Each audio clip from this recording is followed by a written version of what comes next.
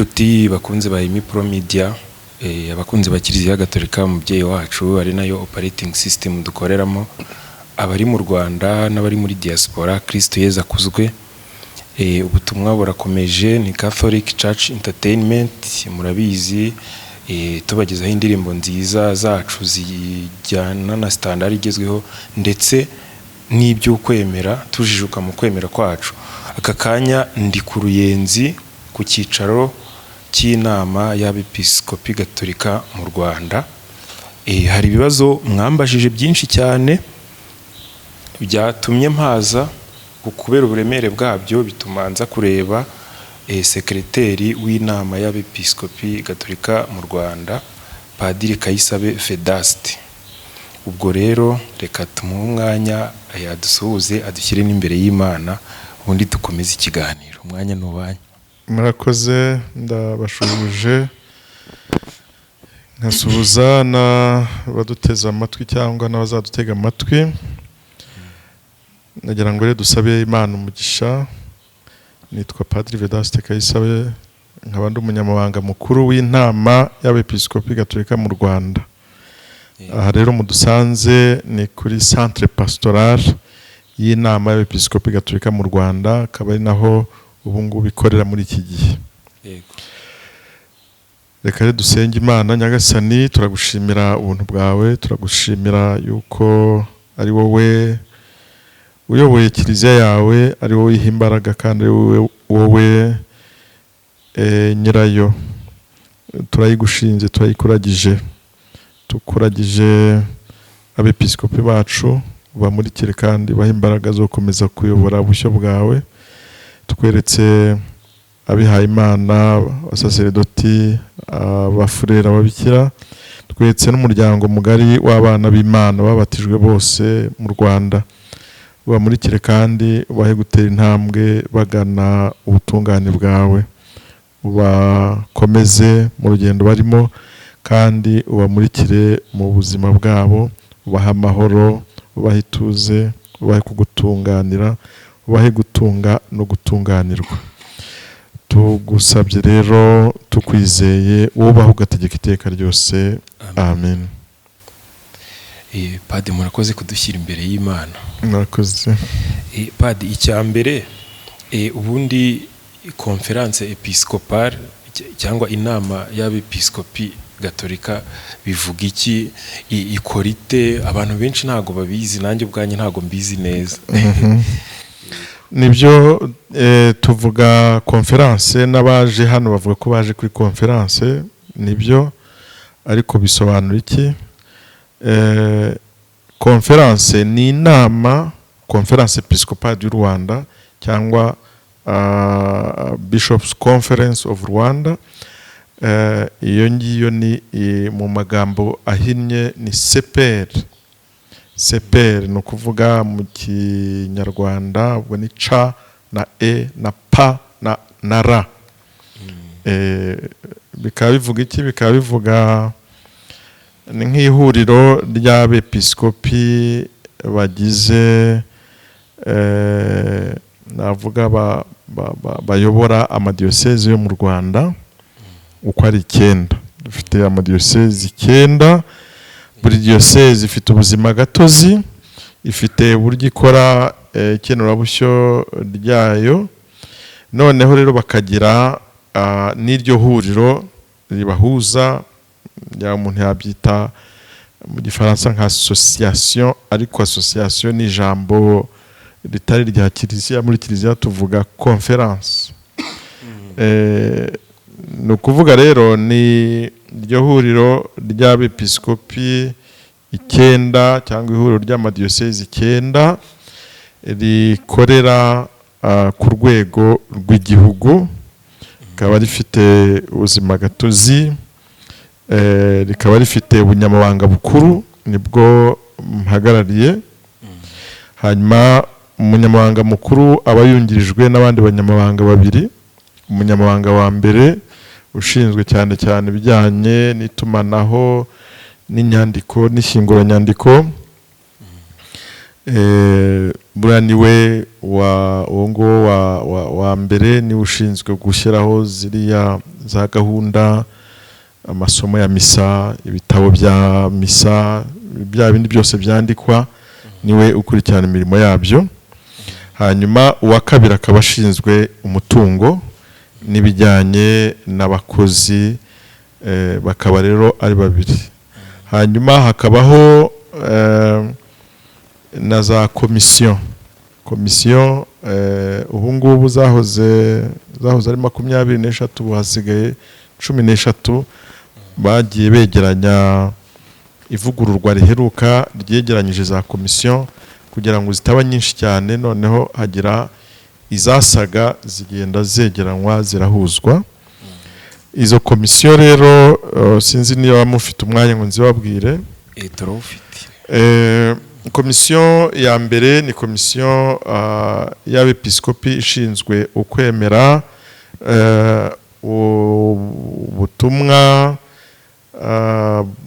bwo kwamamaza Bibiliya, hanyuma no guhuza ukwemera n'abandi bafite ukwemera. Mu gifaransa ni Commission épiscopale pour la doctrine de la foi, apostolat biblique et écuménisme. Iyo ni ya mbere. Ibyo ishinzwe murabyumva, ni ukubungabunga ukwemera no kurinda ibyanditswe bitagatifu, no guharanira guhuza Kiliziya Gatolika n'andi madini dusangiye kwemera Kristo, bya hafi cyangwa bya kure. Ya kabiri ni Commission épiscopale pour le culte divin et discipline des sacrements. Ubwo ni komisiyo y'abepiskopi ishinzwe imihango mitagatifu n'iyubahirizwa ry'amasakaramentu.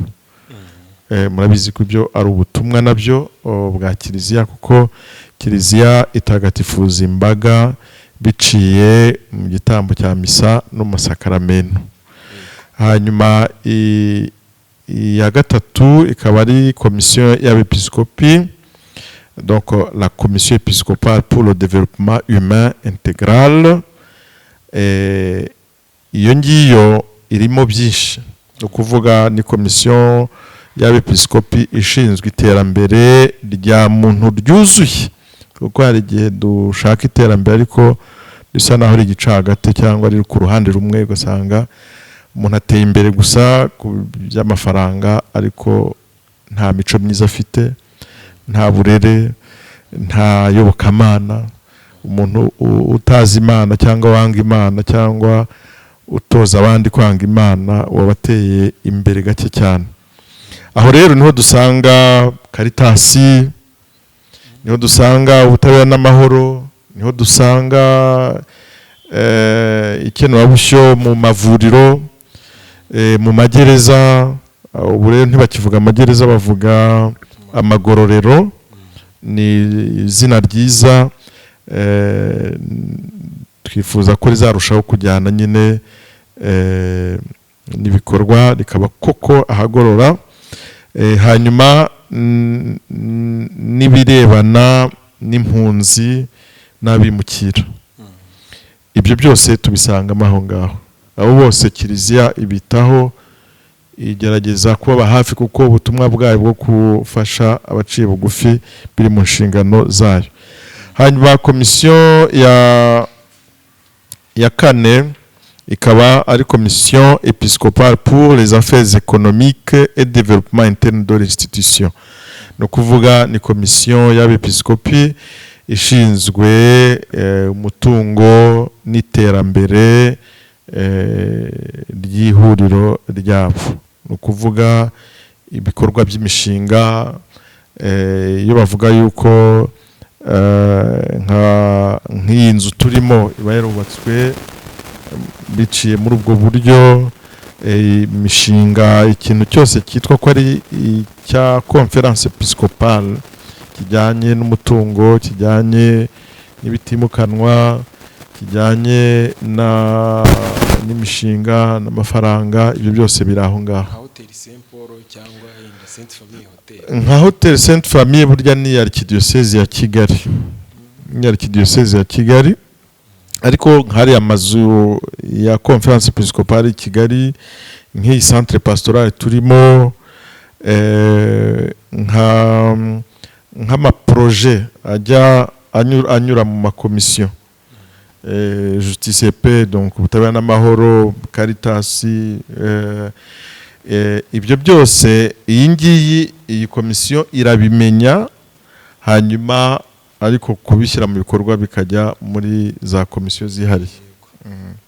Ni nka finance ni nka Ministère de Finance mu rwego rugari rw'ibya leta. Hanyuma komisiyo ya gatanu ni Commission Episcopale pour l'évangélisation et la pastorale d'ensemble, ukuvuga ni komisiyo y'abepiskopi ishinzwe iyogezabutumwa n'ikenurabushyo rikomatanije, no kuvuga amadiyoseze aba ari 9, ariko ibikorwa byagombye gusa muri diyoseze ya Nyundo, ya Kibungo, ya Byumba, bamwe ntibakora ibyabo abandi bakora ibyabo. Ibyo nugira ngo hahuzwe ibikorwa kandi amadiyoseze azamukire hamwe, akore ibikorwa bisa kandi abakristo bafashwe ku buryo busa mu Rwanda hose. Hanyuma komisiyo ya gatandatu ni Commission Episcopale pour la famille et la vie, no kuvuga ni komisiyo y'abepiskopi ishinzwe umuryango n'ubuzima, cyane cyane no kubungabunga ubuzima. Hano rero buriya umuryango ni igicumbi cya byose. Umuryango utitaweho nta gihugu cyabaho, kuko igihugu kigizwe n'imiryango, nta na kiliziya yabaho kuko kiliziya igizwe nayo n'imiryango. No kubungabunga ubuzima biba byiza iyo bikorewe mu muryango. Aha niho hahandi habamo gusaba abantu kurinda ubuzima kuva umuntu agisamwa kugeza yitabye Imana. Nibo bashyizeho ya polisi muri centre de santé cyangwa hôpital za kiliziya, hari nk'umubyanyi no na family planning, ibyo gukuramo inda ku bushake. Iyi ni komisiyo ibikurikirana, kuko nta muntu n'umwe ufite uburenganzira bwo kwica umuntu. Gukuramo inda no kwica umuntu, ibyo niko ivanjiri ivuga, nako ijambo ry'Imana itubwira. Hanyuma ariko si ibyo gusa, harimo n'ibindi byinshi cyane cyane bijyanye, ubungubu hari ibibazo bikomeye by'imiryango ibanye nabi, gutandukana, za gatanya zabaye nyinshi. Abantu ko bagenda batera imbere mu bijyanye n'imibereho, niko bagenda bakabya kwishyira bakizana, bakishyira bakizana no mu kibi nk'ibi byo gutandukana k'umuryango. Ubundi gutandukana k'umuryango ni ibyago bikomeye, ntawe ukwiye kumva yuko ari uburenganzira. Hanyuma komisiyo yindi ya 7 ikaba ari komisiyo bita Commission Episcopale pour les moyens de communication sociale. Iyo ngiyo ngira ngo ni komisiyo ijyanye n'itumanaho no gukoresha ibikoresho bigezweho mu gutumanaho no mu gutanga amakuru. Urumva iyo ngiyo ni yanyu rwose. Ni yacu na za kinyamateka ubwo ziri kinyamateka iraho, Radio Maria Rwanda, ibyo bitangazamakuru byose niho biri. Noneho bikanajyana n'icyo umuntu yakora ari imyitwarire iboneye mu gutangaza amakuru, kudatangaza ibitari byo, kudatangaza ibikura umutima abantu, gutangaza ukuri ariko ukuri kubaka, atari ibyo bita ukuri ariko bisenya abantu bibateranya. Ngiyo ariko padi muzahitubwirire ko tuyikeneye kugira ngo ituhe umurongo neza, kuko mbona abantu batatanye bakora ku by'ukwemera baratatanye, buri wese akora ku giti cye nyine, kandi akumva ko ibyo ari gukora ari byo. Ibyo ngira ngo ni ubwo hatangiye kuba inama zihuza influencers, Catholic influencers, ngira ngo ni itangiriro kandi buriya bifite n'aho bihurira na komisiyo y'abareki na komisiyo y'urubyiruko. Barabyumva kandi uko mugenda mukora ibiganiro niko bagenda bamenya aho muri, kuko hari igihe abantu batazi n'aho ababishinzwe bari, ababikora cyangwa abashaka gukorera kiliziya muri ubu buryo, igihe tutamenya aho muherereye. Hanyuma iyo yari ya karindwi. Ya munani ni komisiyo episcopale pour le clergé, les séminaires et les vocations. No kuvuga ni komisiyo y'abepiskopi ishinzwe abiyeguriye Imana, abapadiri cyangwa se abasaserdoti, amaseminari n'imihamagaro. Imihamagaro, les vocations, hari imihamagaro itandukanye mu ibyo bita charisme zitandukanye mu miryango itandukanye. Aha rero nagira nababwiye ko mu byo conference episcopale ifite umutungo wa ry'amaseminari yose n'aya conference episcopale, amaseminari makuru, Rutongo, Kabgayi, Nyakibanda. Buriya ikanagira hari n'urugo rw'imbare. Uriya rwari ni urugo rwatanzwe na Papa, hanyuma ibiro by'intumwa ya Papa mu Rwanda babyegurira conference episcopale. Ubu ngubu bikaba biragijwe diocese ya Kabgayi, ariko ni bya conference episcopale. Ibyo ngibyo rero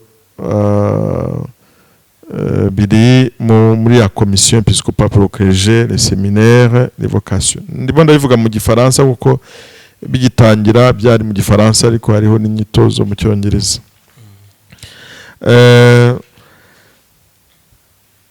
Iya cyenda ni komisiyo episcopale pour les instituts de vie consacrée na la cause des saints.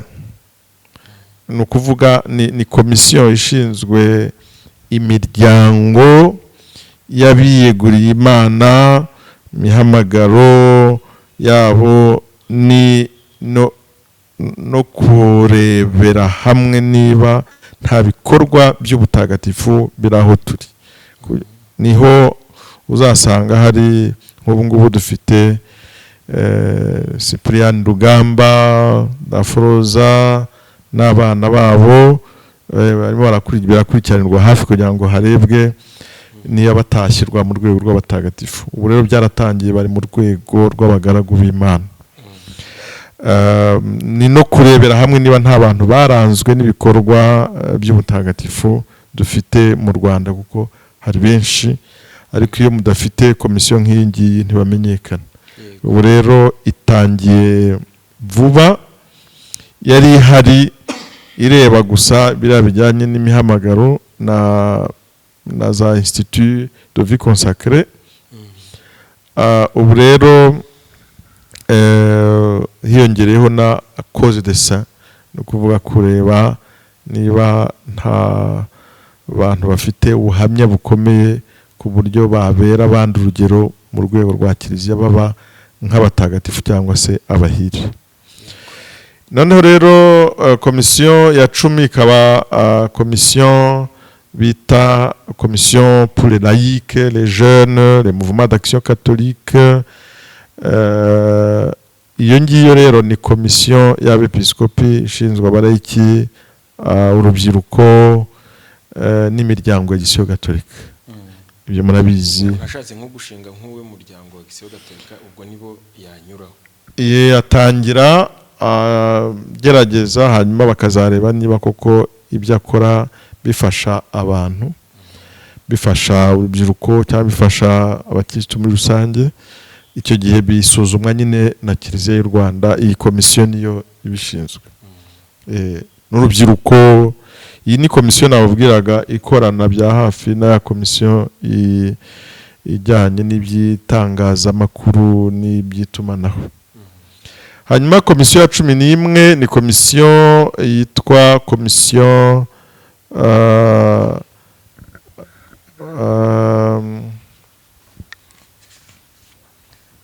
komisiyo gatoya kuko iyi ngiyi ni ngari turangije. Indi komisiyo ikurikiraho ya 11 ni komisiyo episcopale pour les missions et la pastorale des enfants, batandukanye urubyiruko n'abana. Ni ukuvuga ni komisiyo y'abepiskopi ishinzwe ubutumwa n'ikenurabushyo ry'abana. Ahangaha misiyo ni ukuvuga hari igihe tuba dufite nk'abavuye ahandi bakaza kogeza ubutumwa inaha, cyangwa se abanyarwanda bava inaha bakajya kogeza ubutumwa ahandi. Nk'ubu ngubu hari imiryango iva mu Rwanda ikajya gushingwa ahandi. Hariho abapadiri bajya mu butumwa ahandi. Iyi komisiyo irashaka kuzajya ihuza ibyo bikorwa, ntiyabeho gusa abaza mu Rwanda, hakabaho n'abajya mu mahanga kujya kogeza inkuru nziza, kuko buriya hari ibihugu bikeneye abogeza butumwa. Buriya dufite hari abagiye muri Chad, bigeze kujya muri Chad, hari abagiye muri Centrafrica. Murabona nk'umuryango, tuvugiye nk'umuryango wa bene bikira, ubu ni umuryango umaze kujya mu bihugu byinshi kandi wavukiye mu Rwanda. Ubwo ni ubutumwa. Hariho ababikira bashinzwe na Padiri Sekamunyo, Abizera Mariya. Abizera Mariya ni ababikira bazwi cyane, ku buryo umurimo bakora ari umurimo ukomeye cyane. Hariho ababikira abangaba bo ku Kamonyo bakararisa. Abo bose abangaba ntabwo bavukiye mu Rwanda, ariko harimo abanyarwanda benshi bagiye kuba abogeza butumwa mu bihugu nka Centrafrica no muri bihugu duturanye, bagiye bajyamo. Harimo imiryango myinshi rero irahari. Ubwo nk'urugero, yenda nubwo ntaratangira kubaza ibibazo byinshi, hari nk'umuryango w'ababikira baherutse kwirukana muri diyosezi ya Ruhengeri. Ubwo ni iyo komisiyo yari wirukanye? Oya, kuko buriya ni komisiyo ireba ibiri ku rwego rw'inama y'abepiskopi bose ko ari 9. Bibanza muri diyoseze. Buriya ni muri diyoseze iyo komisiyo naho irimo, iyobowe n'umwepiskopi aho ngaho. Nibo babanje barabireba, babona ko hari bitagenda, noneho ku rwego rwa diyoseze baba bahagaritse. Kuko nari kuza kubabaza aho uburyo bakorana n'amadiyoseze, izi komisiyo zose muri kumbwira, nari kubabaza aho uburyo zikorana, ariko ubwo ntangiye kubyumva. Muri buri diyoseze ahangaha ni ku rwego rw'igihugu, ariko buri komisiyo igiye iri no muri diyoseze, ku buryo abazigize akenshi baba baturutse mu madiyoseze atandukanye.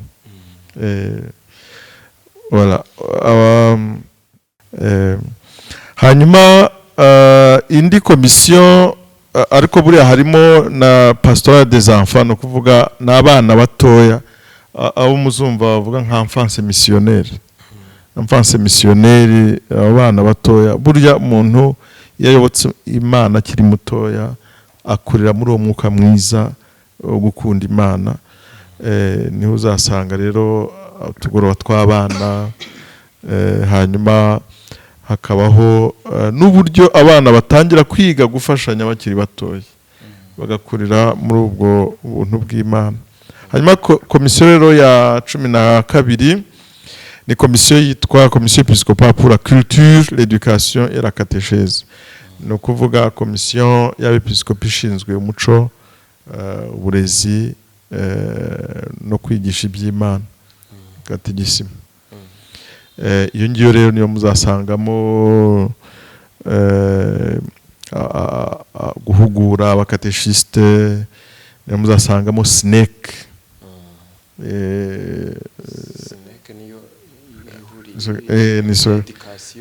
Nihuza ku rwego rw'igihugu, ni Secrétaire national pour l'éducation catholique.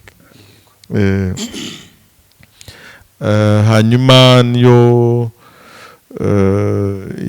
irebana cyane cyane n'aya mashuri. Muzumva yuko kiliziya ifite amashuri menshi ku buryo nka 30 oshyira 40% y'amashuri ari mu Rwanda ni amashuri gatolika. Ayo ni amashuri rero menshi kandi atanga umusaruro ifatanije na leta n'ibiyoboye, ariko kiliziya ikaba umufatanyabikorwa ukomeye. Hanyuma indi komisiyo ikaba nayo komisiyo ya nyuma, ni komisiyo yitwa Commission épiscopale pour les affaires juridiques, la protection des mineurs et personnes vulnérables. Ni ukuvuga komisiyo y'abepiskopi ishinzwe ibijyanye n'uburenganzira bw'abantu n'amategeko, kurengera abatoya n'abanyantege nke. Ahangaha rero hazamo ibijyanye n'ibyo ibirebana n'amategeko muri kiliziya. Hagomba kugira abantu babiturebera, kuko usanga abenshi twarize teolojiya ariko tutarize ku buryo bwimbitse amategeko civile. Twiga amategeko ya kiliziya ariko amategeko civile tugomba kugira abayiga cyangwa se abayadufashamo b'abakirisitu. Igihe bibaye ngombwa hariho kiliziya nayo ishobora kurenganywa, ibishobora rero kwifashisha abo bantu bakajya kuyivuganira. Naho abantu ba kiliziya barenganyije nabo babibarizwa ahangaha. Na rwa rukiko rwa kiliziya, urukiko rwa kiliziya ubundi abenshi bagize ino komisiyo n'abari muri urwo rukiko rwa kiliziya. Ngizo rero komisiyo ziba muri conference episcopale, muri iryo huriro ry'abepiskopi. Imirimo ikorwa igakorerwa muri secretariat general niyo muhuzabikorwa, hanyuma ibindi bigakorerwa muri zino komisiyo zimanuka zikagera muri diocese no mu maparuwasi. Nakundaga kuvuga muri introduction y'ibiganiro byanjye ko kiliziya gatolika ariyo operating system nkoreramo, ariko nsanze nari nyiziho utuntu duke cyane. Ubwo hari ibyiyongereyeho, kandi ndahamya ko nari mpagarariye abanyantege nke benshi, hari n'abandi biraza kugirira akamaro. Ni byiza ko iyo utabibaza ntibari kubimenya, nuko n'abandi bose bakeneye kubimenya bajya babaza, twajya tubasobanurira ibyo dushobora kubasobanurira byose. Ahubwo muri comment mujye mushyiramo ikibazo mwifuza kubaza padiri, nidusanga nitwongera kumusaba umwanya nyine ubwo yenda nabyo azabigira. Padiri, dukomeje ikibazo kindi, hari akaduruvayo cyangwa akajagari kagaragara muri kiliziya gatolika yo mu Rwanda muri iyi minsi. Hari ibintu ejo bundi byasakuje ngo mu Rwanda ngo habonetse papa wagomba guhagurukira mu Busanza agahunda kogera ku isi hose. Bavugaga ko ngo kiliziya ngo uko Yezu yari yarikonsovye yahereye Yerusalemu, none genda igaba amashami kugira na hano mu Rwanda, ariko ngo ntago yabyitwayemo neza. Ngo Yezu na Bikira Mariya bavuze ko bagiye kubivugurura banyuze mu batowe, bigahagurukira mu Busanza, ubwo ni mu Rwanda, ni hari i Kanombe, bigakwira ku isi hose. Ibyo bintu byaraducanze, ndetse no muri uwo muhango twabonyemo ibimenyetso bimeze nk'ibyanyu, inkoni y'umwepiskopi, tukabona na za buji, tukabona batanga n'umugisha nka kwa kundi namwe mutanga, kandi twari tuzi ko nyine buri wese atemerewe gutanga umugisha. Ibyo bintu byaraducanze, kandi ngo abo bantu bagakomeza bakanahazwa. Icyo gihe barakomezaga bagahazwa, bamwe bakavuga ati se kuki batabafungira amasakaramentu nkamwe nk'inama y'abepiskopi, mwabyakiriye mute cyangwa mwabikemuye mute? Kuko imitima y'abakristo iraremerewe, ishaka kumva. Ndabizi neza ko ejo bundi mwasohoye itangazo, ariko ndagira ngo nanjye njye mbatumikire. Murakoze. Abepiskopi mu nama yabiheruka babiganiriyeho, hariho ibyari bisanzweho hari byigeze kubaho mu mwaka wa 2011 byaba bitwaye intwarane n'aba ngaba rero bavutse muri icyo gihe nabo bavuga cyane cyane ko babonekerwa ko bafite iby'Imana ibabwira bidasanzwe ariko ibyo ngibyo nyine nk'uko wari bivuze na kajagari kaba kari mu bantu hari igihe abantu bafatwa n'ibibazo ariko Kiliziya nabibonamo nk'inzira Sekibi ikoresha rimwe na rimwe. Murabizi yuko mu mabonekerwa ya Kibeho hari aho Bikira Mariya yavuze ati ukwemera n'ubuyobe bizaza mu mayeri. Biriya rero biza byitwikiriye kuyoboka Imana no kubonekerwa ariko bifite isura yo kuyoba no kuba nk'umuyoboro wa Sekibi icishamo ibitekerezo iyo ushaka kuyobya umuntu usa n'umuvangira ibisa n'ukuri. Burya iyo ibintu bidasa n'ukuri namba bibusanyije n'ukuri kubyanga biroroshye ariko iyo ibintu bije byitwikiriye ukuri bikaza byitwikiriye amabonekerwa bikaza byitwikiriye ijambo ry'Imana hari ubwo ugira ngo ntibizima ariko ari ubuyobe.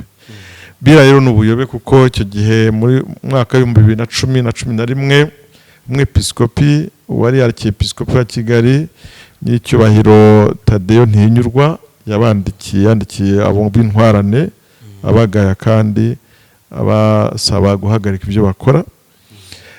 N'aba ngaba rero nabo baje muri iyo nkubiri nabo iryo tangazo rirabareba n'ubuyobe abepiskopi babasabye kugaruka mu murongo wa Kiliziya. Ibijyanye n'amabonekerwa bigira inzira yabyo ariko ibingibi rugikubita uhita ubona nyine ko birimo ubwabyo gushyira imbere abantu ku giti cyabo kugira ngo bibe gushyira imbere ubutumwa bwa Kiliziya.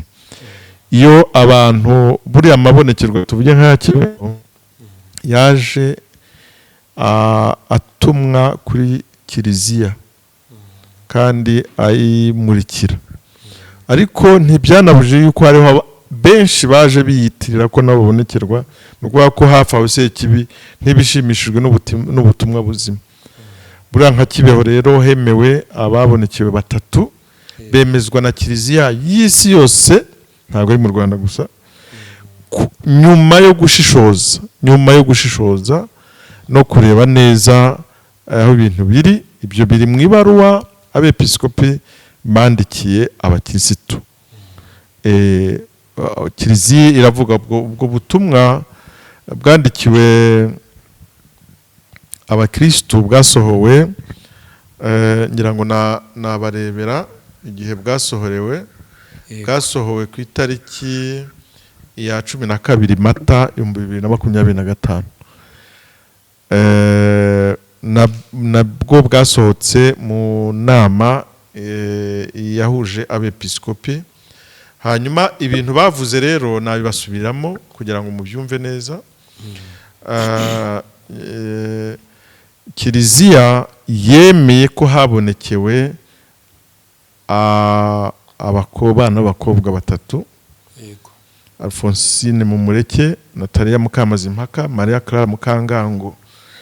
Ayo mabonekerwa ya Kibeho yasuzumwe ku buryo bwa gihanga kandi bukurikije neza amabwiriza ya Kiliziya.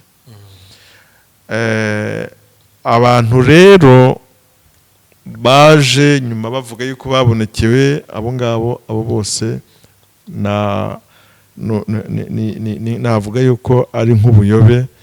Kiliziya rero irabasaba kugaruka murongo Kiliziya itanga hanyuma bagakora n'umuryango mugari. Ibyo rero byabaye nyine akajagari ariko ni mu kajagari n'ubundi Sekibi akorera ariko ntacyo bazahindura ku bijyanye n'imiterere n'imikorere ya Kiliziya. Padiri, none se ko hagaragaramo n'abihaye Imana, hagaragaramo umupadiri muri uwo muhango bakoze harimo umupadiri, ndetse banatubwiye ko harimo bafitemo n'ababikira. Ibyo byo ntabwo byabatangaza, no muri 12 harimo Yuda. Ntabwo kuba umuntu yarihaye Imana ari umupadiri ntibyamubuza kuyoba, barayoba abapadiri nabo, ariko hari umurongo mugari wa kiliziya. Niyo mpamvu kiliziya nyine yubatse ku buryo hagira ubibazwa. Umwepiskopi niwe uyoboye ubushyo bw'Imana, hanyuma nawe akumvira papa. Iyo kiliziya rero niyo Yezu Kristo yubatse kuri ashingiye ku ntumwa Petero buriya ahagarariwe na papa, hanyuma intumwa n'abepiskopi. Abo rero mu isengesho ryacu tuvuga yuko ni bayobowe na Yezu Kristo udashobora kutuyobya. Kuyoba no kutuyobya. Kiliziya ntishobora kuyoba no kutuyobya, kuko umutwe wayo ari Yezu Kristo. Niwe rero dukwiye kugenderaho. Ibyo bintu by'abantu biyita ibi cyangwa biriya bibaho, abantu bashobora kuvangirwa, bibaho, ariko kiliziya ikishaka cyane cyane nuko bagaruka, suko yabaca. Ntibazarindire ko ibaca kugira ngo bazagaruke baraciwe, ahubwo nukugaruka inzira zikigendwa. Padi, nibanga kubihagarika bizagenda bite? Ko mwabibasabye ku neza mubinginga ati turabasaba rwose ko mwabihagarika.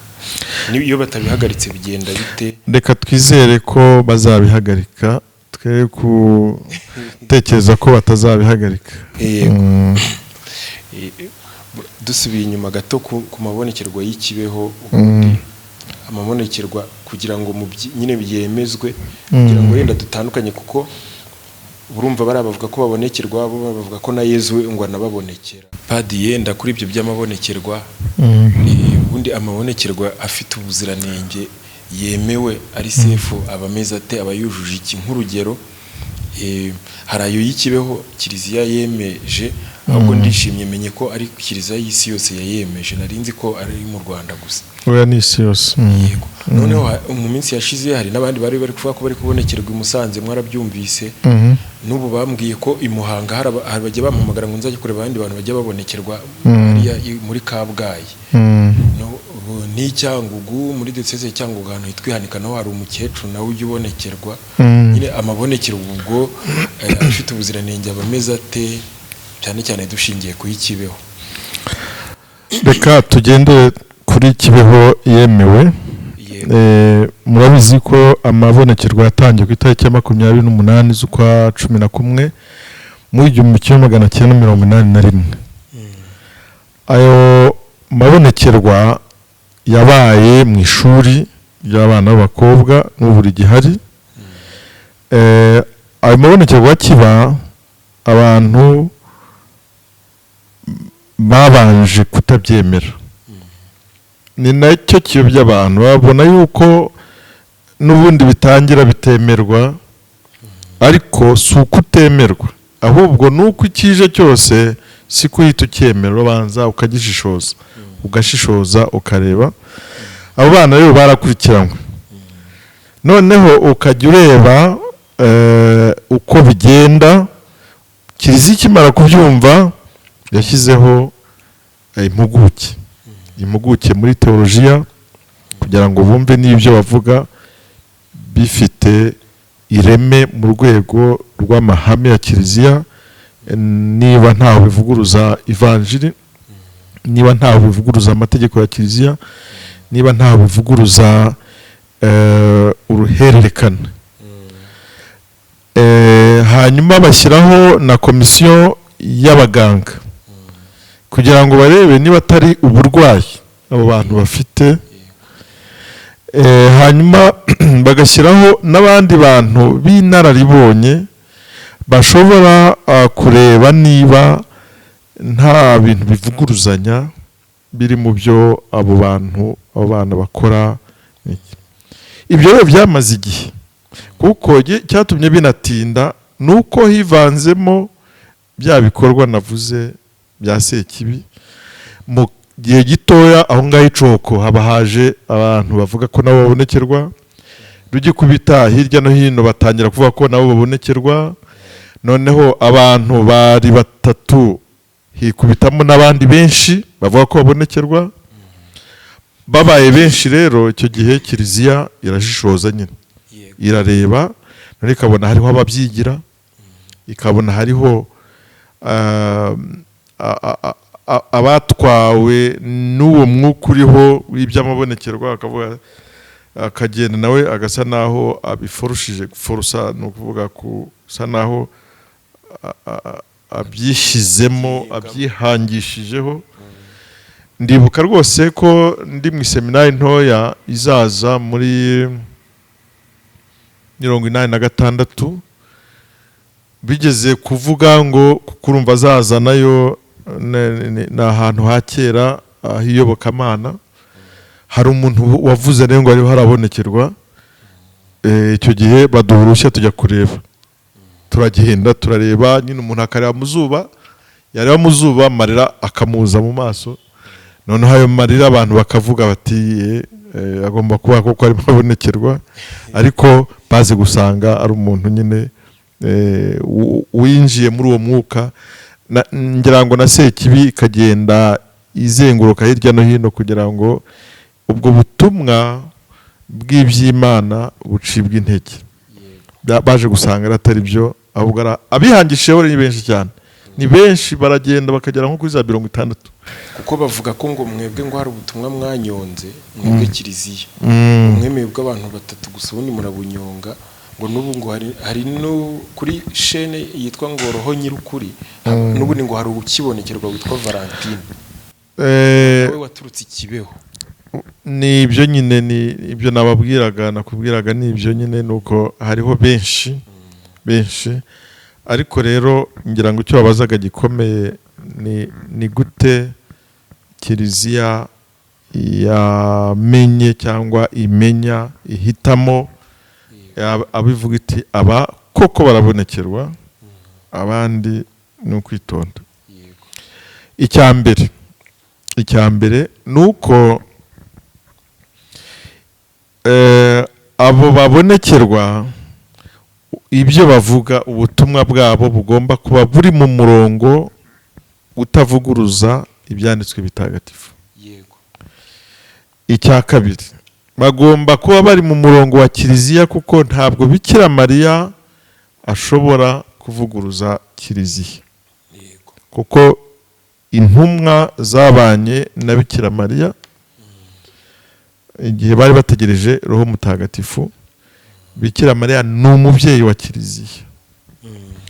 Ikindi nuko ibyo bavuga bigenda bitavuguruzanya, kandi bikazagira ibimenyetso mu byo bavuze byigaragaza. Nk'ubu ngubu aya mabonekerwa kugira ngo yemerwe, hakozwe ubwo bushakashatsi butandukanye, ku buryo ubu ntawe ushidikanya yuko ibyo babonekewe babonye ububabare bwa Bikira Mariya, ibyo yabonye ku itariki ya 15 z'ukwa munani, byabwiye umwe mu babonekerwaga muri 83, ngira ngo avuga ibyo gusimbuka imirambo by'imisozi irwana, ibya imigezi y'amaraso, byaraje neza biza bigaragara muri jenoside yakorewe Abatutsi mu Rwanda. Ubwicanyi buragaragara, imigezi ijugunywamo abantu, amaraso aragaragara, imisozi isa abantu bagaturuka ku musozi bakajya kurwanya bo kundi musozi, ibintu biragaragara. Ukabona impamvu yababwiraga ati nimwisubireho inzira z'ikigendwa, ni musenge nta buryarya. Benshi barasengaga, ariko bagasenga bafite uburyarya, ibyo basengaga ntibyinjire, amasengesho yabo ntinjire mu buzima bwabo ngo babuze kuba bakora ikibi. Ikindi bareba nuko ya komisiyo y'abaganga ireba niba ko kubonekerwa aba yagiye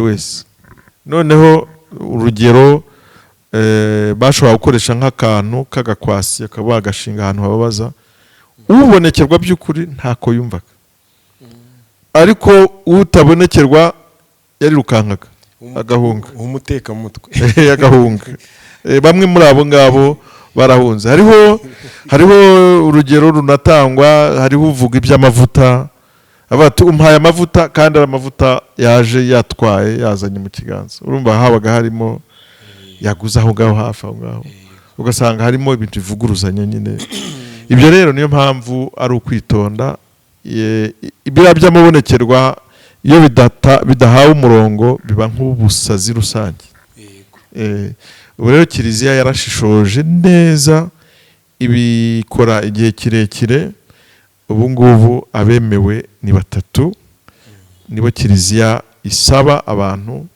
kumva ubutumwa batanze no kumva ibyo kiliziya ibabwira ku bijyanye n'ubutumwa batanze abandi basigaye nta mpamvu yo kubyihangishaho cyangwa se guhatiriza kugira gute niba ari iby'Imana bizagaragara ubwabyo ariko Bikira Mariya yasezeye ko yabonekeraga ku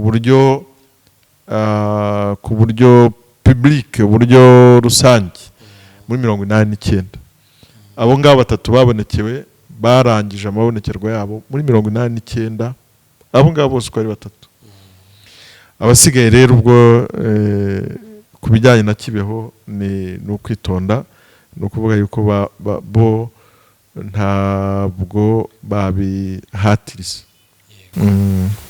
ndabyumvise nanjye ubwenge bwanjye buramurikiwe ko nanjye ntabwo nagiga hari akantu nkuyemo gakomeye ko mu bihe igihe mugashyiraho naryo ya matsinda atandukanye ariko hakazagera rezilita bimwe mu byo bavuze bikagaragara ndabikunze cyane muri ka kajagari padi narindi kubabazaho hari abandi bantu bameze nabo bakora ibintu bimeze nk'ibyanyu abasaserdoti bitwa ngo ngo Eglise Gallicane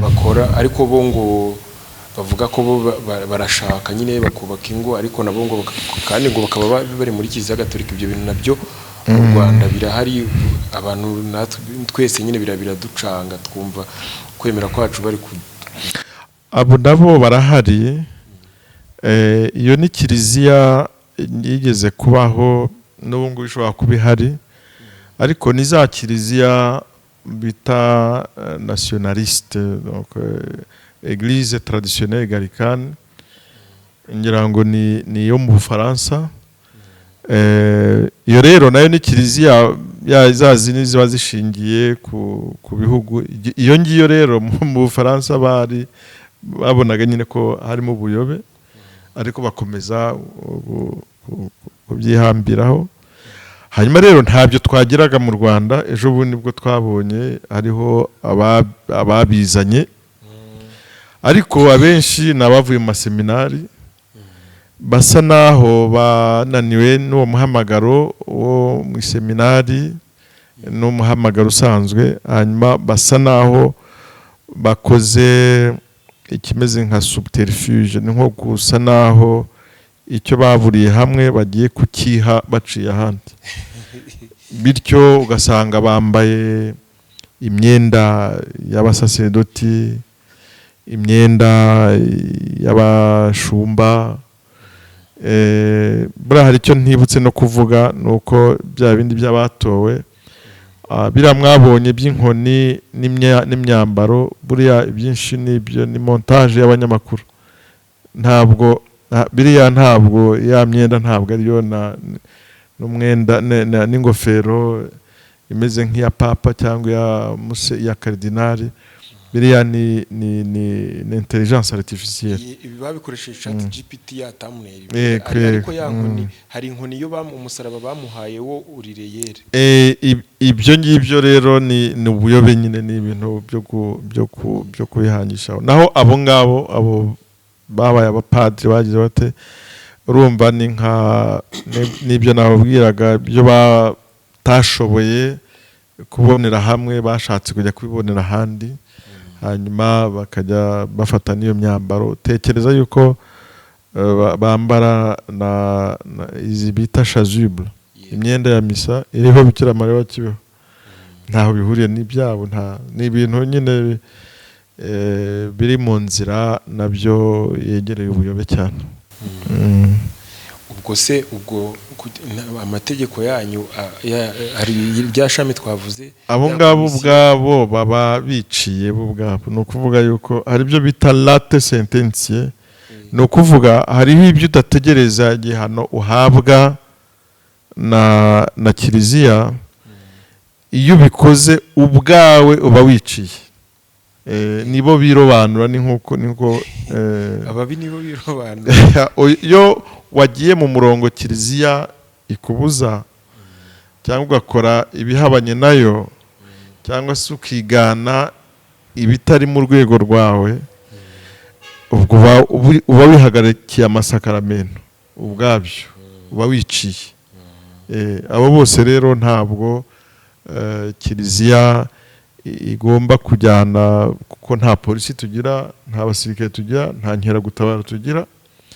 Twebwe ni umutimanama wawe ugucira urubanza, hanyuma kiliziya ikakubwira yuko iyo nzira urimo atariyo.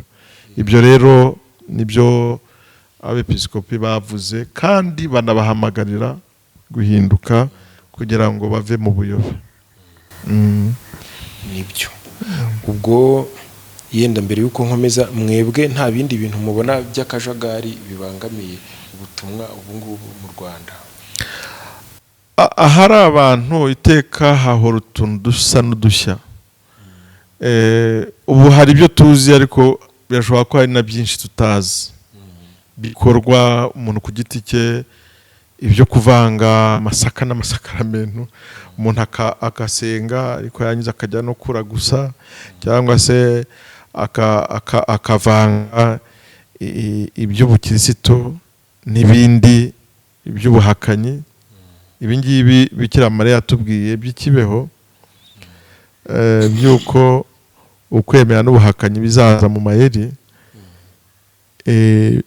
Hari abantu ubu ngubu basa naho ari abanyabwenge, basa naho bakubwira yuko babizi, bazi ibintu byose, ku buryo umuntu utarigeze agera aho ahura n'iby'Imana, utagisenga na rimwe, utagira gute, usanga yafashe disikuru imbere y'abantu, ugasanga aribo basobanura iby'Imana n'ububi bwabyo. Ibyo rero ni bwa bwenge bubi, ni ubwenge buyobya umuntu, akajya yumva yuko ibintu abizi kandi arimo ayoba. Abo turabafite mu banyabwenge benshi barahari. Hari ibindi bitandukanye rero byo kutubaho umunsi w'Imana, ugasanga umunsi w'Imana wabaye umunsi ukoraho ibindi gusa. Ntugire umunsi mu minsi 7,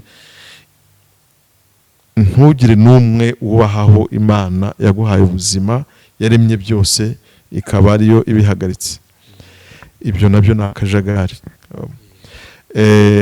Ubu hari abantu batinya gukora ikimenyetso cy'umusaraba, kandi ikimenyetso cy'umusaraba ni nko kwiragiza ubutatu butagatifu, no kwiragiza Imana Data, Mwana ari umutagatifu. Ni nko umubiri wawe ubu utagatifuje, ubu urinze ikibi cyaturuka aho ngaho. Burya iyo uri mu kaga gakomeye, iyo uri imbere, nibaza yuko na Sekibi kubonye ukora ikimenyetso cy'umusaraba iguhungira kure. Icyo kintu gikiza abantu, ukabona abantu baragihunga, ni umutima nyine wagiyemo Sekibi, cyangwa wumvise ijwi rya Sekibi, naho uhunga icyakawukijije. Ni nka ka gakoko gahunga ushaka kukarohora mu mazi yo karohamye. Iryo jwi rero ry'Imana niba ariyo ryumvikana, ikimenyetso cy'umusaraba. Akajagari ni ugutinya iby'Imana, ugatinyuka ibikuroha n'ibikujyana habi. Abantu ntibamenye guca bugufi, bamenye guha Imana umwanya, bayisenge, bamurikire, be kumurikirwa n'ubwenge bwabo gusa. Ubwenge bw'abantu butamurikiwe n'ubwenge bw'Imana bujyana mu nyenga. Yego ndabyumva. Padi, hari ikindi kibazo kimaze iminsi mikeya. Hari uwihaye Imana wo muri diyoseze ya Byumba, umupadiri witwa Donati, uherutse kwitaba Imana.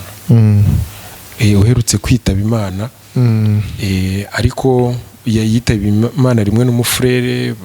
Bivugwa ko babaroze, niko ku mihanda bavuga ngo ahantu bari bajyanye ngo gushyingura, bavuyeyo ngo banyura ahandi hantu, ngo buri wese atashyiwe ngo yitaba Imana. Noneho ariko mu buryo bwo kubashyingura ntabwo bashyinguriwe rimwe, padiri niwe washyinguwe mbere. Umuryango we rero ukaba uvuga ko yashyinguwe mu buryo vuba, ngo huti. Hari n'inyandiko twabonye banditse basaba ibisobanuro.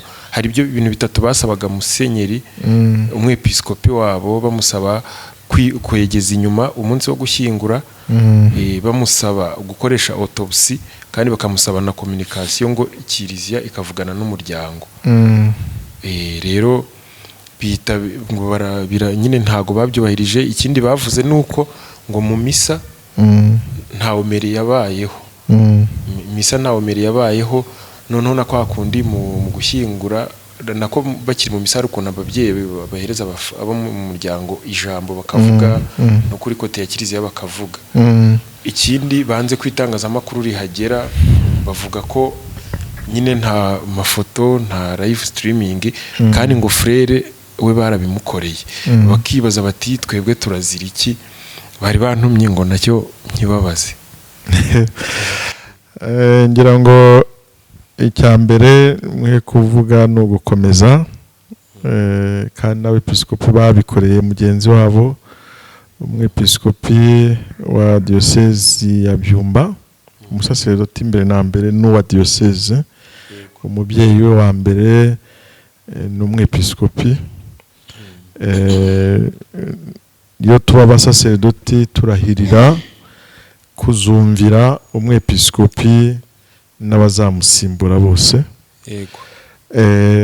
Nagira ngo ntagire nkomeza umwepiskopi wa diyoseze ya Byumba, kandi nkomeze n'abakirisitu ba diyoseze ya Byumba. Abepiskopi babikoze biri mu itangazo kandi baramukomeje.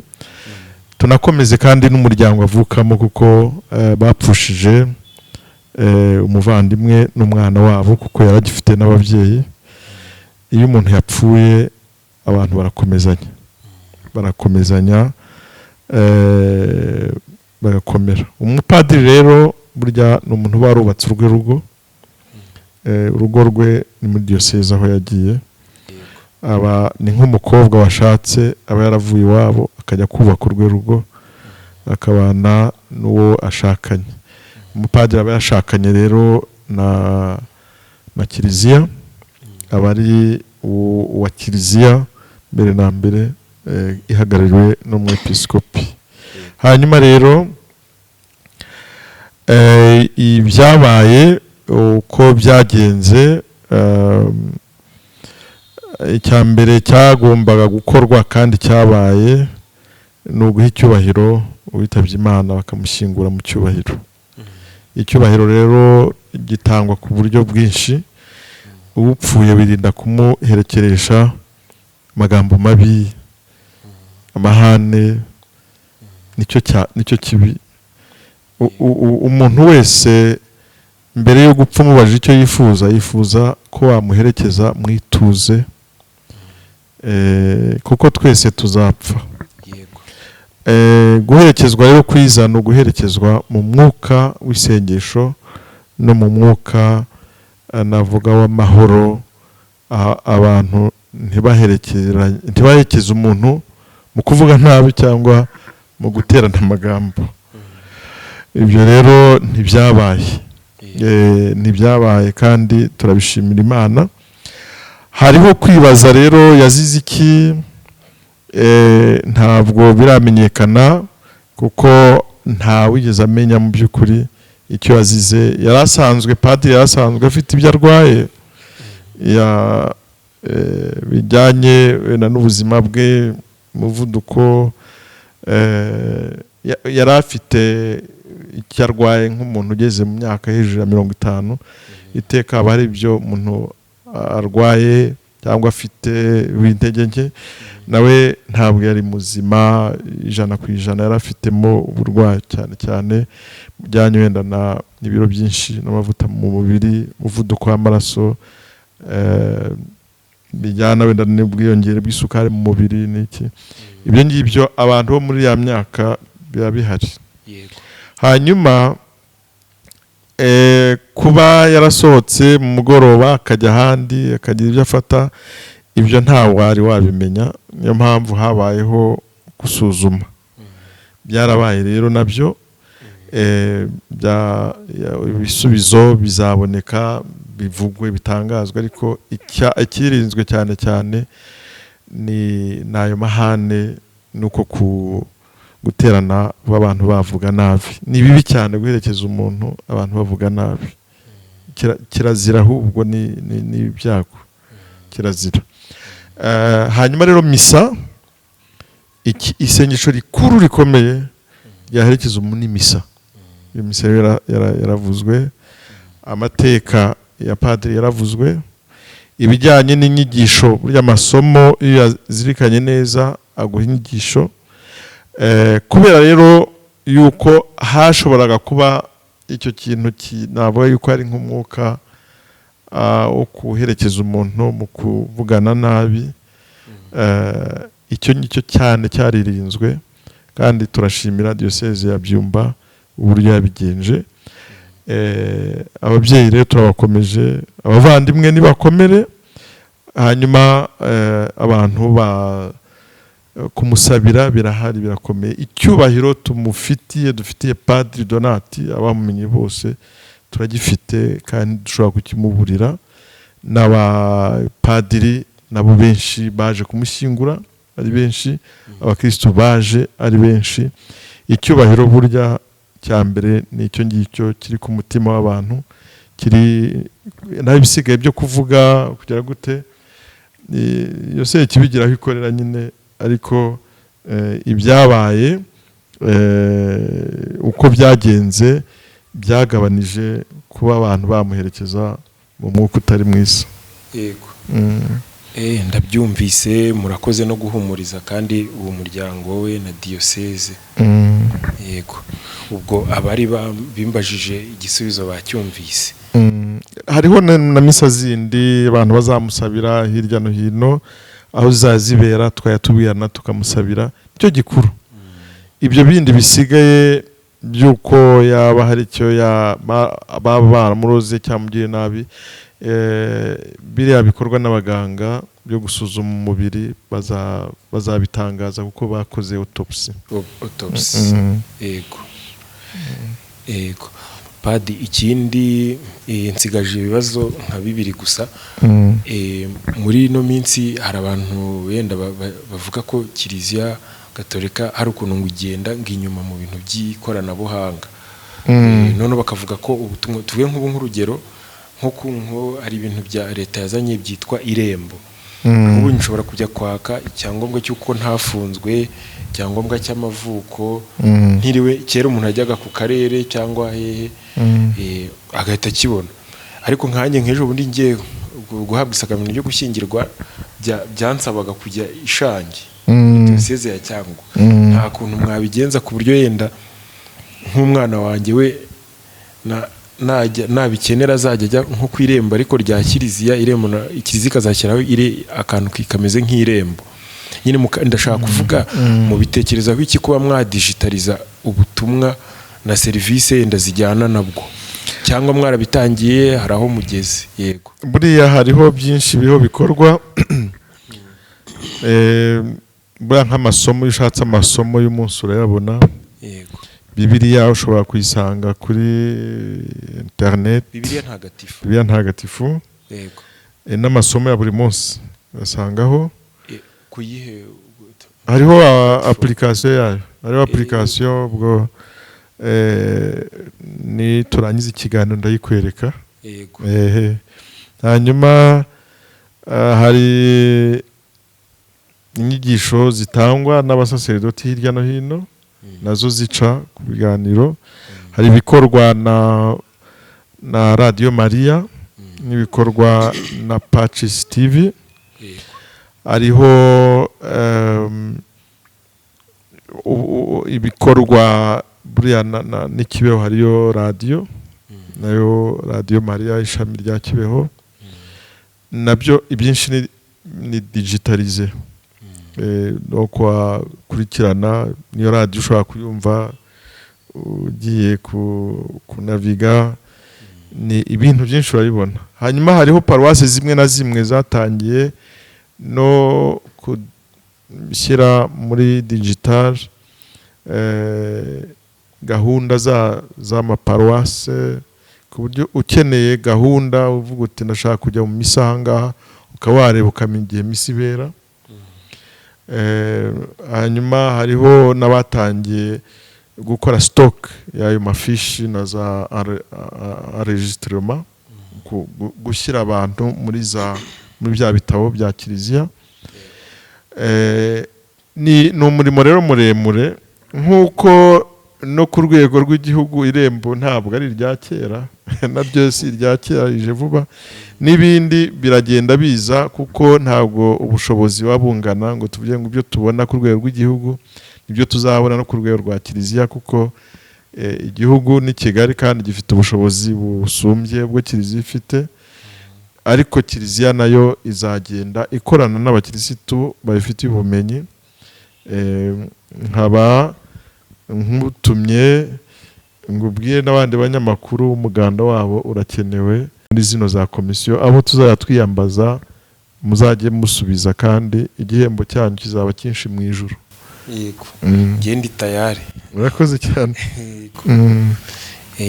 Padi, ikindi kibazo, hari umukristu wahoze ari umukristu gatolika akaba n'umuhanzi gatolika yitwa Bibiane Manishimwe. Yahimbye indirimbo zizwi cyane nka Nyemerera Tugendane, ifite na views nyinshi cyane, abantu barayikundaga kuri Patches bakayicuranga no kuri Radio Maria.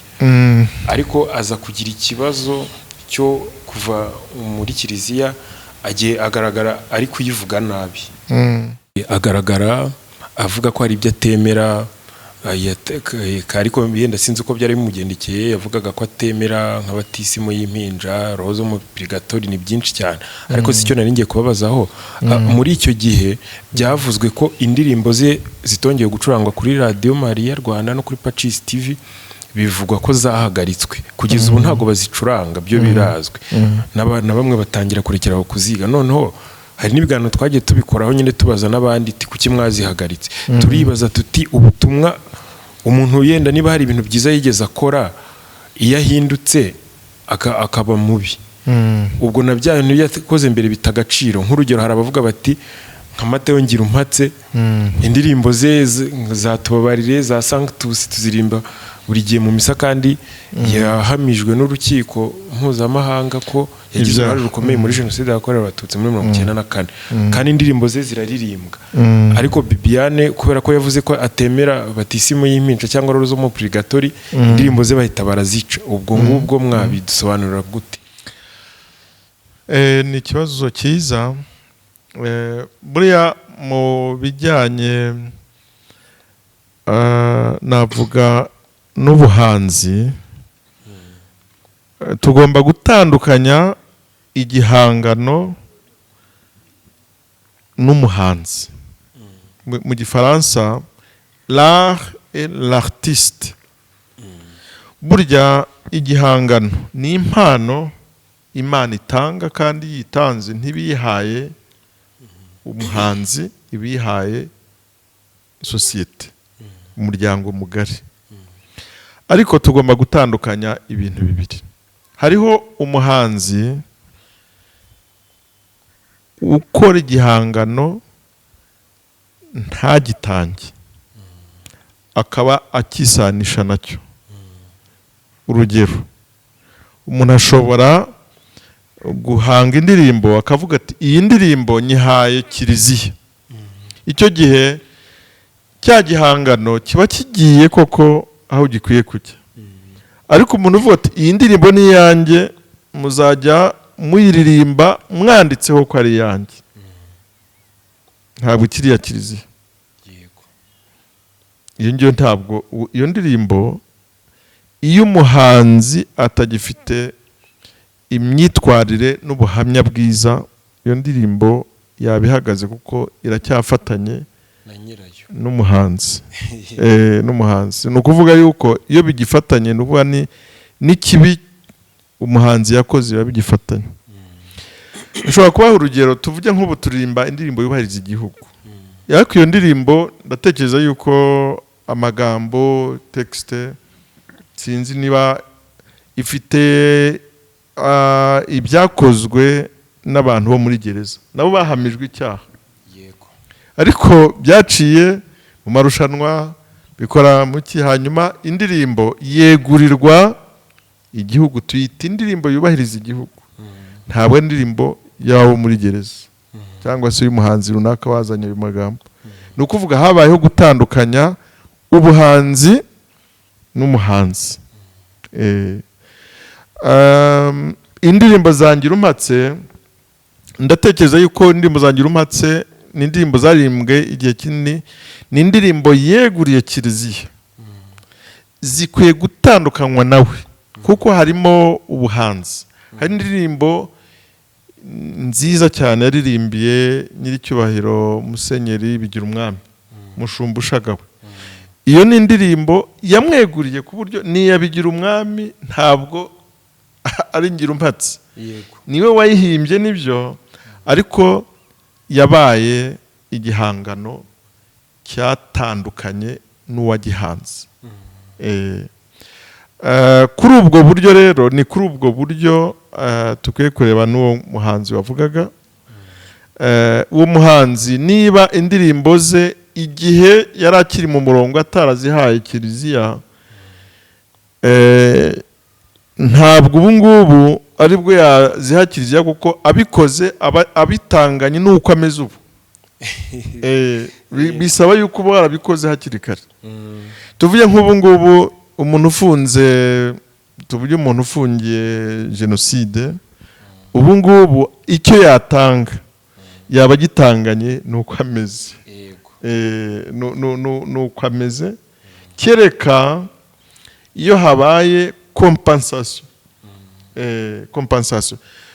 Ni ukuvuga, ni ukureba ibyo bintu ukoze, iyo ubikoze mu buryo busa naho butagutandukanya wowe n'icyo uri cyo, iyo ugitanganye n'icyo uri cyo, icyo gihe cyo barakihorera. Buriya rero ubuhanzi ni ukureba, umuntu ashobora guhanga ikintu cyiza ariko kirimo ibintu bibi bidafasha abantu, icyo ntabwo gishobora gufatwa. Ushobora guhanga ikintu cyiza cyane, hanyuma muri uko kugitanga ntushake kugitandukanya nawe, icyo gihe biba ari ibintu bibiri bitandukanye. Ibyo twavugaga by'abantu bari muri gereza, byo ndatekereza yuko bo bagizemo n'uruhare, ariko babatandukanije n'icyo gihangano, barabitandukanije. Iyo utarabitandukanye nicyo kibazo. Ndatekereza rero yuko ni ukubera muri ubwo buryo, ntabwo dukwiye gutakaza impano Imana yahaye abantu, kubera yuko abantu ari babi. Reka twese burya nta muzimu turimo, nta muzimu 100%. Twese turi abanyantege nk'ahantu, ku buryo umuntu agiye kureba icyatuma icyo uvuze kitagira agaciro yakibona. Ariko Imana igira naho ikiriza abantu, ni mu banyantege nkeya inyuzamo n'ibyiza bifasha abantu. Ugiye kureba nka Mutagatifu Pawulo, ugiye kureba n'intumwa, hari ibyo zakoraga bidahwitse, ariko Imana ikagira uko bigira. Hariho ibiba byararenze umurongo. Ni ukumenya rero kugira icyo nakwita ko ari nka esprit professionnel. Umuntu agakunda ubuhanzi ariko akabutandukanya n'ikibi umuhanzi yaba yarakoze. iyo umuhanzi abizanye mu burenganzira akavuga ko ibyo bintu ari ibye, adashaka yuko bitazajya bivugwa hatavuzwe n'ibye bindi n'ubuzima bwe n'iki, icyo gihe iyo ndirimbo ijya ku ruhande, urayimurekera. Iby'uwo muhanzi rero ntabwo nzi uko bimeze, ariko urumva yuko yinjiye nawe mu bisa n'ubuyobe, yagiye mu byo kubonekerwa, yatangiye kunegura kiliziya, yatangiye guhakana ibyo kiliziya yemera kandi yigisha. Urumva yarirobanuye. Yarirobanuye. Ako kantu nagakunze cyane, ndagatahanye.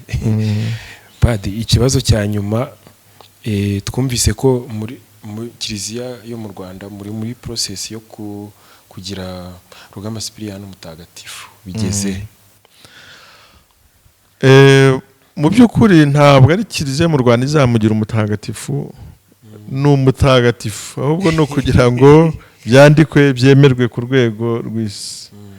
Cyokora baracyakora anketi, urabizi ko kiliziya byose bikorera navuga ubushakashatsi, anketi irareba ikavuga iti reka dushyireho ababishinzwe babikurikirane, barebe ibyiza n'ubuhamya bukomeye yatanze, naho atagize ubuhamya bukomeye noneho babishyire ku munzani, hanyuma barebe yapfuye ameze ate, ari muri yihe eta, mu gifaransa ni bije vuba eta, ni ukuvuga niba yari muri eta de grâce, ni ukuvuga niba yari mu busabaniramana igihe yitabaga Imana n'ibikikije igihe cye cya nyuma. Jewe rero navuga yuko nkurikije, kuko igihe kinini, urumva yapfuye 1994, yapfuye mfite imyaka 24, nari naramwumvise, narumvise ibihangano bye, n'ubu ndabyumva, nkareba ibyo yakoze byinshi, nkareba ibyo yasize, ya communauté de l'Emmanuel, abantu yafashaga, amagambo akomeye y'ubuhanuzi yagiye avuga. Jewe numva najya mu bashyikira cyane ko aba umutagatifu, kuko yakoze byinshi. Ndatekereza yuko ngira ngo yagiye no mu barinzi b'igihango, niba atarajyamo akwiye kujyamo, kuko yatanze umusanzu ukomeye muri sosiyete y'u Rwanda mu kubaririmbira umuco mwiza. Uzi kuvuga umuco mwiza ukawuvuga uririmba, ni ubwiza kabiri. Ni ukuvuga icyiza ukakivuga ukiririmba neza. Yakoze rero ibintu bikomeye cyane. Noneho rero aririmbira Imana, hanyuma agira igihe gikomeye cyane cyo kwikebuka no kwisubiraho no gusubiza mu buryo bimwe na bimwe bitari byaragenze neza. Yatanze inyigisho nyinshi, ni umuhamya ukomeye. Ubwo rero kiliziya yamugize umugaragu w'Imana kubera ubuhamya bwe bukomeye. Hanyuma hariho n'ibyo bagitegereje by'ibitangaza. Iyo umuntu ari umutagatifu, bategereza yuko hariho abamwiyambaza, hanyuma Imana igacisha igitangaza mu kumwiyambaza. Icyo gihe ni nko kwemeza yuko umuntu ari umutagatifu biturutse ku Mana. Ibitangaza rero hari byatangiye kugaragara. Nasaba n'abantu abamuzi abamumenye n'abataramumenye basoma ubuhamya bwe, bashatse bakwiyambaza umutagatifu, Imana izabakorera ibitangaza ihamya yuko ari umutagatifu. Ibyo rero ni ibintu bikomeye cyane, kandi bye biranasobanutse cyane. Yahanuye byinshi. Buriya na Papa Yohani Paul wa II nawe wabaye umutagatifu, yari yarahanuye yuko yifuza, yumva igihe kizagera hakaba umuryango w'abatagatifu, umuryango abatagatifu bagize umuryango mu Rwanda. Yaravuze ati mbega ukuntu nifuza kuzagaruka hano nje muri canonization mu gikorwa cyo guhamya ubwo butagatifu bw'umuryango, urugo.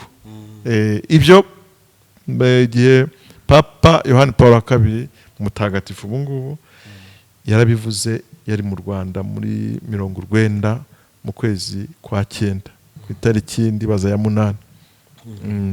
Ubu rero ni igikorwa gihari, hari isengesho rihari ryashyizweho, mushatse mwazari shyira no ku bitangazamakuru byanyu, kandi mugahamagarira Catholic influencers gukora n'ubushakashatsi n'ibiganiro cyane cyane bijyanye na Rugamba Cyprien na Dafroza umugore we n'abana babo. Muzabikoreho ibiganiro mufasha abandi kubyumva neza. Yego rwose. Dushaka ubwo tuzaya ababishaka bazajya baza kubareba mwebwe. Hariho ababishinzwe Comité de l'Emmanuel, cyane cyane umuntu wabikurikiranye ni Ngarambe Francisco, ngera muramuzi, François Ngarambe. Uwo ngo yanditse n'igitabo kuri Rugamba Cyprien yise Ijuru nk'intego.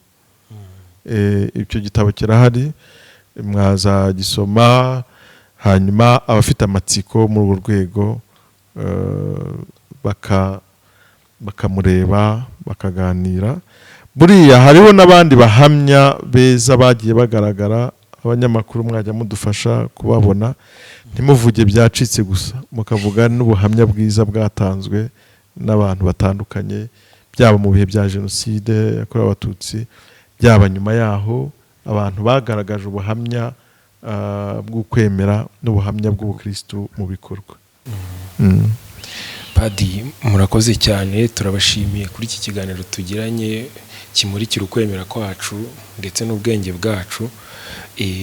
Nakubajije ibibazo byinshi, tugana ku musozo, ni igiki wenda we wumva wabwira abantu atari ibyo nakubajije ukanaduha n'umugisha dusoza? Icyo nagarukaho cyane nuko mu bitangazamakuru abantu bamenya no gutangaza cyane cyane ukuri kubaka, ukuri iyo gusenya ntikuba kukiri ukuri. Buriya hari igihe mwebwe wenda bafite ibitangazamakuru byo mu ikoranabuhanga mushobora gushaka bakurikirana benshi cyane, mukabagira mu gihe gito ariko mukazima nyine nk'amashara. Ubu ngubu ngira ngo kureba ikiramba, kandi ikiramba ni icyiza,